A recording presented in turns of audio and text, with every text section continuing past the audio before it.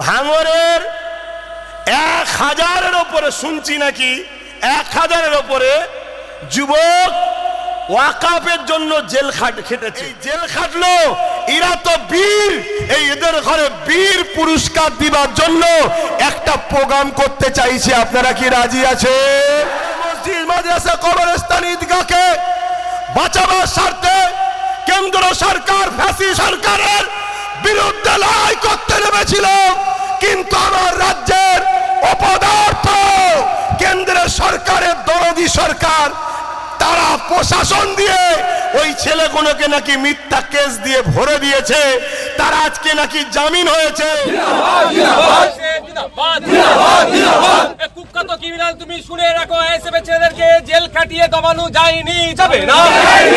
সেই যুবকগুলোকে বীরের খ্যাত দেওয়া দরকার যে 10 বছর ধরে ওয়াকাফ নিয়ে আমি আন্দোলন করছি, আমাকে এখনো খোদা জেলে দিল না, অত বড় বীরত্ব সম্মান আমি পেলাম না, তোরা যেটা পেয়েছিস তাই তোদেরকে একটু ফুলের মালা আমি পরিয়ে দিই, তাতে 1000 ছেলেকে পড়াবো আমি মালা। তো 10 বছর ধরে আমি ওয়াকাফ নিয়ে আন্দোলন করছি।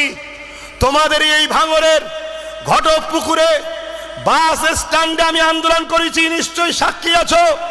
আমি বলেছিলাম একটা দিন আসছে মসজিদ আমাদের থাকবে না, মাদ্রাসা আমাদের থাকবে না, কবরস্থান আমাদের থাকবে না, ঈদগাহ আমাদের থাকবে না। আন্দোলন করো, লড়াই করো, রাজপাট তৈরি করতে চাইছি। এ বাংলা কি ভারতবর্ষের অঙ্গ নয়? এ বাংলা কি কারো বাবাকালী সম্পত্তি নাকি যেখানে মসজিদের জন্য বলা যাবে না, এখানে মাদ্রাসার জন্য বলা যাবে না, এখানে কবরস্থানের জন্য বলা যাবে না, এখানে আমরা আমাদের কথা বলতে পারবো না? এ কথা বলা যাবে না। যে বলছে সে ঠিক বলছে না ভুল বলছে। সরকারের ওই কালা কানুনের বিরুদ্ধে পশ্চিম বাংলাতে আন্দোলন করা যাবে না। যদি কেউ পশ্চিম বাংলায় আন্দোলন করে, গুলোগুলি করে, সব থেকে বড় দুশ্মন আমি হব। রাজ্য সরকার এমনটা কথা বলেছে না বলেনি? আল্লাহ আমাদেরকে অনেক ভালোবাসে, তাই তাই জালিমের মুখ থেকে হক করে ফক কথা বেরিয়ে পড়েছে। বলো, কেন্দ্র সরকার বিল করেছে, আমরা আন্দোলন করব কেন্দ্র সরকারের বিরুদ্ধে, রাজ্য সরকার হঠাৎ করে নাক গলিয়ে দিয়েছে।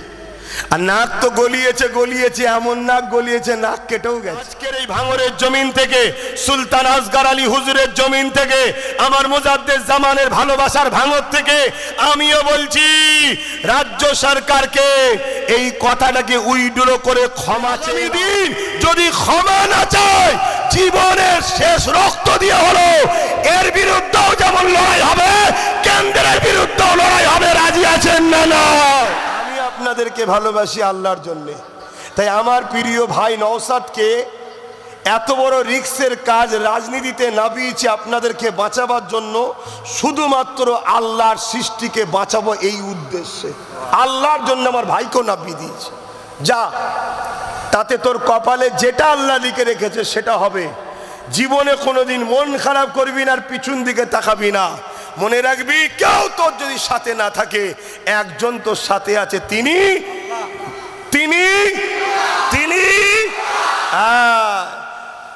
অতএব আমি আপনাদেরকে ভালোবাসি আল্লাহর জন্য। ভাঙরের 1000-এর উপরে শুনছি নাকি 1000-এর উপরে যুবক ওয়াকাফের জন্য জেল খেটেছে। এটা কি সত্য? যারা আমার মসজিদের জন্য, যারা আমার মাদ্রাসার জন্য, যারা আমার কবরস্থানের জন্য, যারা আমার ওয়াকাফের জন্য, পাশাপাশি ওয়াকাফ কালা কানুনটা কেন্দ্র সরকার যে করেছে, সংবিধান বিরোধী আইন, অর্থাৎ কেন্দ্র সরকার সংবিধানের বিরুদ্ধে কাজ করেছে। তাই সংবিধানের পক্ষেও যারা দাঁড়িয়ে এই জেল খাটলো, এরা তো বীর, এই এদের ঘরে বীর পুরস্কার দিবার জন্য একটা প্রোগ্রাম করতে চাইছে। আপনারা কি রাজি আছে? সেটা কোথায় হবে আগে ওকে জিজ্ঞেস করি। আমি তো করতে চাইছি, ওদেরকে বীর খেতাব দিয়ে পুরস্কার দেওয়া হবে, যে ওরা মসজিদ, মাদ্রাসা, কবরস্থান, ঈদগাহকে বাঁচাবার স্বার্থে কেন্দ্র সরকার ফ্যাসি সরকার স্বৈরাচারী মোদী সরকারের বিরুদ্ধে লড়াই করতে নেমেছিল, কিন্তু আমার রাজ্যের অপদার্থ কেন্দ্রের সরকারের দরদি সরকার তারা প্রশাসন দিয়ে ওই ছেলেগুলোকে নাকি মিথ্যা কেস দিয়ে ভরে দিয়েছে, তারা আজকে নাকি জামিন হয়েছে। তাই সেই যুবকগুলোকে বীরের খ্যাত দেওয়া দরকার যে 10 বছর ধরে ওয়াকাবলি আমি আন্দোলন করছি, আমাকে এখনো খোদা জেলে দিল না, অত বড় বীরত্ব সম্মান আমি পেলাম না, তোরা যেটা পেয়েছিস তাই তোদেরকে একটু ফুলের মালা আমি পরিয়ে দিই, তাতে 1000 ছেলেকে পড়াবো আমি মালা।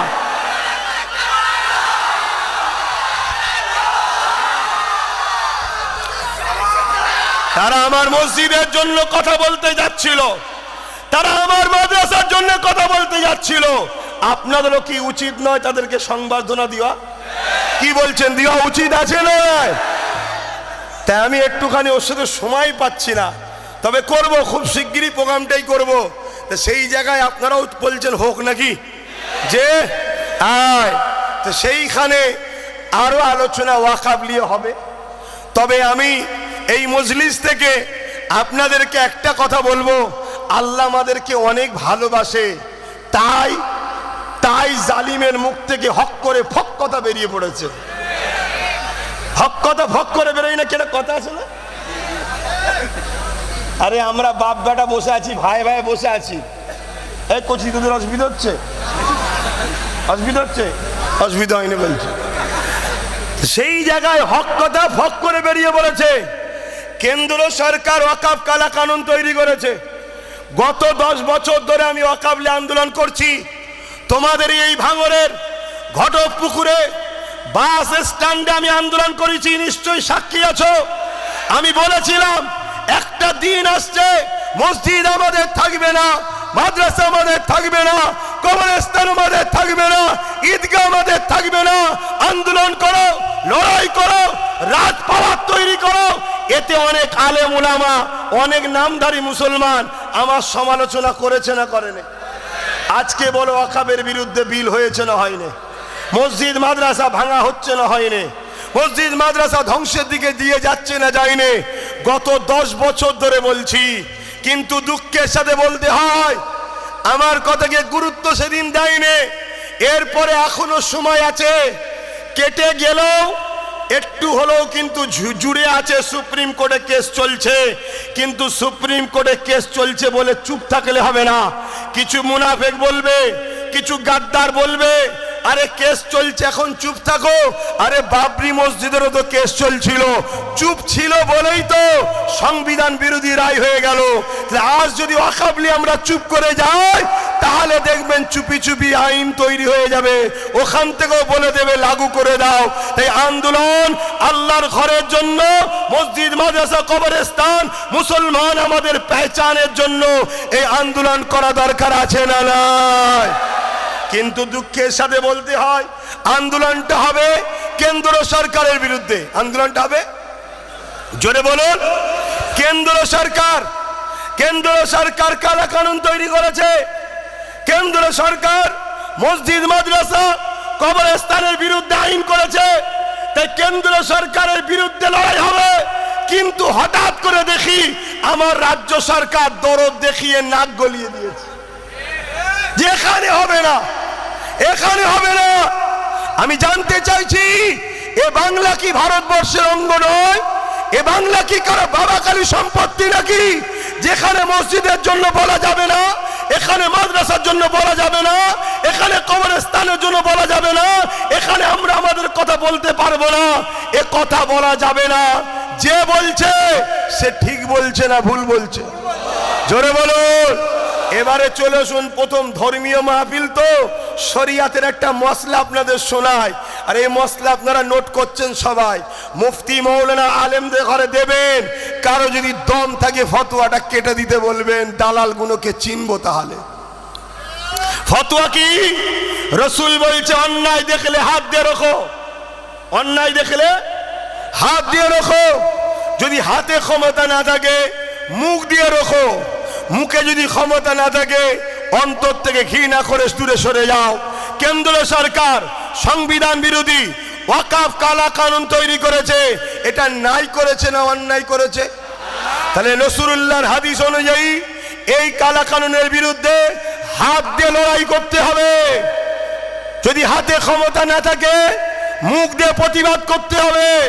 যদি মুখে ক্ষমতা না থাকে অন্তর থেকে ঘৃণা করতে হবে। যদি এই তিনটের মধ্যে কোনোটা না থাকে রাসূলের হাদিস অনুযায়ী তার মধ্যে ঈমান থাকবে না। সারাসার কথা। দ্বিতীয় নম্বর কথা, কেন্দ্র সরকারের ওই কালা কানুনের বিরুদ্ধে পশ্চিম বাংলাতে আন্দোলন করা যাবে না। যদি কেউ পশ্চিম বাংলায় আন্দোলন করে, গুলোগুলি করে, সব থেকে বড় দুশ্মন আমি হব। রাজ্য সরকার এমনটা কথা বলেছে না বলেনি? তাহলে এই কথাটা নাই বলেছেন আমার নাই? জোর নাই না নাই? অন্যায়ের বিরুদ্ধে হাত দিয়ে লড়তে হবে। রাজ্য সরকারের এই কথার বিরুদ্ধে হাত দিয়ে লড়াই করতে হবে। যদি হাতে ক্ষমতা না থাকে রাজ্য সরকারের অন্যায়ের বিরুদ্ধে মুখ দিয়ে প্রতিবাদ করতে হবে। যদি মুখ দিয়ে প্রতিবাদ করতে না পারো অন্তর থেকে ঘৃণা করতে হবে। এই তিনটের মধ্যে কোনোটা যদি না থাকে রাসূলুল্লাহর হাদিস অনুযায়ী তার মধ্যে ঈমান নাই, ঈমান নাই, ঈমান নাই।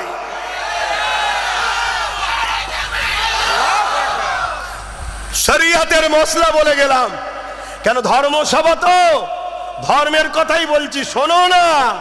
ধর্মের কথা বললে চোরের বুকে টিপিস টিপিস করে, ধর্মের কথা বললে শয়তানের মুখ অন্তর ঝপঝপ করে। ধর্মই তো জুলুমকে খতম করে। জোরে বলুন সুবহানাল্লাহ।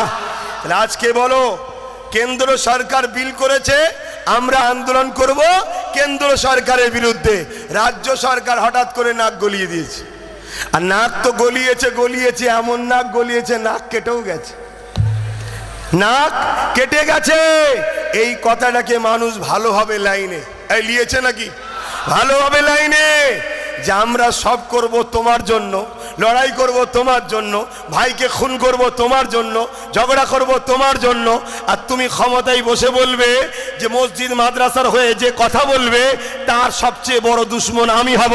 তা আজকের এই ভাঙরের জমিন থেকে, সুলতান আসগর আলী হুজুরের জমিন থেকে, আমার মুজাদ্দেদ জামানের ভালোবাসার ভাঙর থেকে আমিও বলছি রাজ্য সরকারকে এই কথাটাকে উইড্রো করে ক্ষমা চেয়ে নাও। এই কথাটাকে উইড্রো করে ক্ষমা চেয়ে নাও। আর যদি ক্ষমা না চাও মনে রেখে দিও কিছু দালাল মোল্লা মলিশা পীর পীরজাদা দিয়ে রুখতে পারবে না খোদার মার। কেন? আমরা দেখেছিলাম বিগত দিন বুদ্ধদেব বাবু একটা কথা বলেছিল, মাদ্রাসায় নাকি জঙ্গি হয়। এই মুসলমান তাকে এমন সাইজ করেছে একেবারেই বেচারি মনের দুঃখে চলে গেছে। শুনছেন না শোনেন না? কেন? আমরা হতে পারি গরিব, আমরা হতে পারি অসহায়, আমরা হয়তো রাজনীতিতে অংশগ্রহণ করিনি, তাই আমরা এর পাশে ওর পাশে তার পাশে দাঁড়াই, এর সহযোগিতা ওর সহযোগিতা নিতে পারি। কিন্তু তার বলে এমনটা নয় যে আমার মসজিদের দুশ্মনকে আমরা বুকে নেব, আমার মাদ্রাসার দুশ্মনকে বুকে নেব। তাই আগামী দিন যদি ক্ষমা না চায়, জীবনের শেষ রক্ত দিয়ে হলো এর বিরুদ্ধেও যেমন লড়াই হবে, কেন্দ্রের বিরুদ্ধেও লড়াই হবে। রাজি আছেন না? না